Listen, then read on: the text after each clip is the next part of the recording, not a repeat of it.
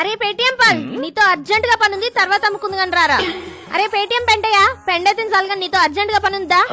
ఏంటక్క ఇప్పుడే పిచ్చికిన పాలు, ఎన్ని లీటర్ కావాలి? పాలు కాదురా పాలుగా. చెప్పేది విను. రేపు 3 డిఎస్సి అభ్యర్థులు అన్నను కలవడానికి వస్తున్నారు. వాళ్ళకి పాలు కావాలా? నువ్వు పని చెయ్యి, నీ పేరు వెంకటేశ్వరరావు, నువ్వు డిఎస్సికి సెలెక్ట్ అయ్యావు, కానీ నీకు జాబ్ ఇవ్వలేదు. కష్టపడి చదువుకొని రాస్తే ఉద్యోగం లేదక్క నాకు. నేను టీచర్ అవ్వాల్సిన నేను. ఇదే సీఎం ఇలాగే రేపు పర్ఫార్మెన్స్ చేసే. రే, నీ పేరు నాగేశ్వరరావు, నీకు ఇదే లాస్ట్ అటెంప్ట్. నిన్ను వెరిఫికేషన్ కి పిలిచారు గానీ జాబ్ ఇవ్వలేదు. నేను అభ్యర్థిని ఏంటక్క? నా ఏజ్ ఏంటి, నా బట్ట ఏంటి? బట్ట విగ్గెట్టుకోరా. చూసావా, విగ్గెట్టుకున్నాక అచ్చం డిఎస్సి అభ్యర్థి. నీకు కూడా జాబ్ రాలేదా?